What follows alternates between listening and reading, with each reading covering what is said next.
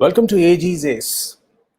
Before the England series rolls out, just a few days left, the big question is Ajinkya Rahane the new captain cool? Let's remember that this title was given to none other than the great MS Dhoni, and from there on, it was supposed to have been transferred to his chela Virat Kohli, who still considers him as his captain. But very interestingly, the game changed in Australia, and Ajinkya Rahane, with a bunch of youngsters, did a fantastic job coming back from a 36 all out, and not only won the series, led by example, but above all, he had that Zen-like calm. So it's being talked about, and he has given recent interviews as to where that calm came from. I'll try and contrast it with a couple of other skippers and how he countered the Aussies in Australia. So when it comes to sport, it delves deep into the mind. And he gave an interview with the Indian Express where Rahane said he reached to the timeless Vedanta philosophy to achieve personal goals and perform under pressure. Now, we all know that sports persons use their own technique, their own methods, their meditation techniques. And there's a lot of help coming in from support staff to keep the body in shape. But ultimately, the mind is your own. You have to use your own intelligence. You have to use your own skills to counter pressure. And if you're the skipper of Team India, then the pressure is humongous. You should know how to handle it. And what a great example Ajinkya Rahane gave in Australia. So he says that he delved a lot into the Vedanta philosophy, and Rahane gives a lot of credit to that philosophy for the way it helped him to work under all the pressure in the most grueling format of the game.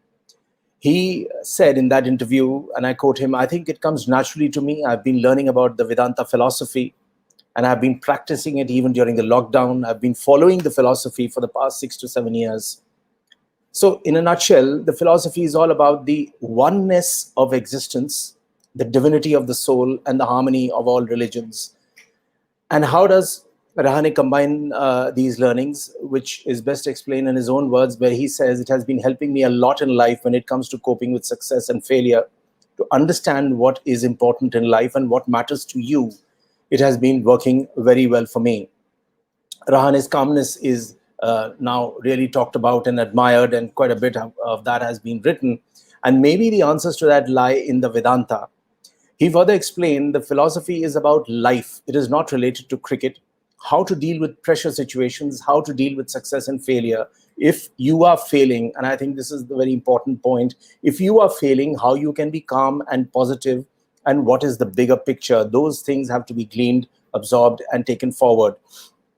Having watched a lot of cricket over the years, I've admired a lot of captains.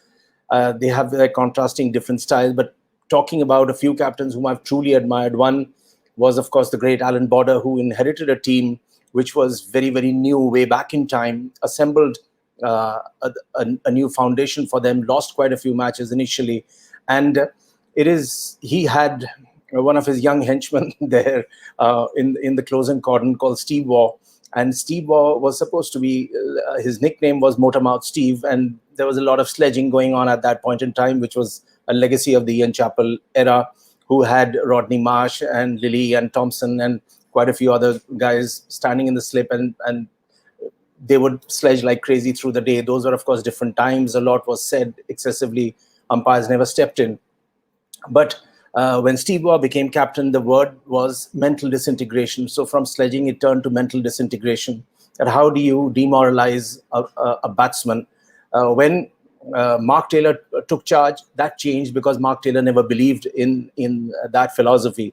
So over a period of time, the game has changed, captains have changed. Tim Paine tried to sledge at the Gabba, and we all know what the end result was. But one should truly admire the way Ajinkya Rahane reacted to victory. There was absolutely no wild exultation, no elation, no rubbing the opponent's name into the mud. In fact, a beautiful gesture was when he received the trophy. He said that Nathan Lyon has played 100 tests and the boys have signed a t-shirt for him. Those are very nice gestures, and not once did he ever say anything which was tough, which was hard against the Aussies.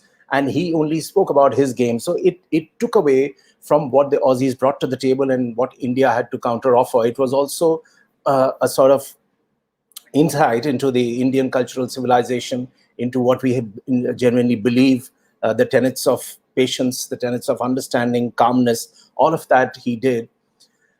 And this brings me to a last couple of points, which is that now, with the talk of aggressive and ultra-aggressive captaincy, Rahane brought in an old world style of calmness, patience, and let the game do the talking. Like I said, he did not exult after winning. And it raises one very interesting question. So what works best? Is it aggression? Is it ultra-aggression? Is it all the sledging that comes with the territory, as they say? Or is it someone like Ajinkya Rahane who completely redefined the chapter? Those are points to think about for the future.